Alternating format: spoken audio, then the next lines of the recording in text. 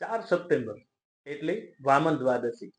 ભાદરવા મહિનાના શુક્લ પક્ષની બારસ એટલે વિજયા દ્વાદશી એટલે વામન દ્વાદશી. આ દિવસે શ્રી હરિ નારાયણ પોતાના 5મા અવતાર વામન સ્વરૂપે અવતરિત થયા હતા.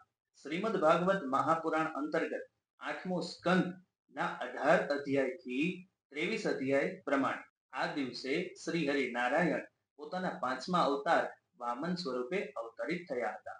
દૈત્ય રાજા મહાબલીની શક્તિઓનું નિયંત્રણ કરવા અને સ્વર્ગમાં દેવતાઓનું આધિપત્ય પુનઃ સ્થાપિત કરવા માટે ભગવાન શ્રી હરિએ આ દિવસે અભિજીત મુહૂર્તમાં પોતાના 5મા અવતાર વામન સ્વરૂપમાં પ્રગટ થયા હતા. એકવાર રાજા બલિ પોતાનું આધિપત્ય સ્થાપિત કરવા માટે અશ્વમેઘ યજ્ઞ કરાવતા હતા.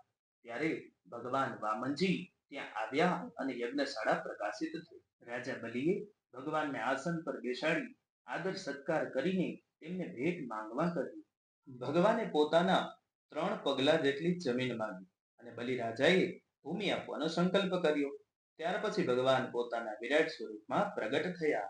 ભગવાને એક પગલામાં સ્વર્ગ, બીજા પગલા પર પૃથ્વી અને ત્રીજા પગલામાં બલિરાજાએ પોતાનું મસ્તક આગળ ધર્યું. આમ પોતાના વચન અંતર્ગત બલિરાજાએ પોતાના મસ્તકને આગળ ધરવા પર વામન ભગવાન પ્રસન્ન થયા અને એમને બલિરાજાને પાતાળલોકના અધિપતિ બનાવ્યા. દેવતાઓ ભયમુક્ત બન્યા અને સ્વર્ગલોકમાં દેવતાઓનું અધિપત્ય પુનઃ સ્થાપિત થયું.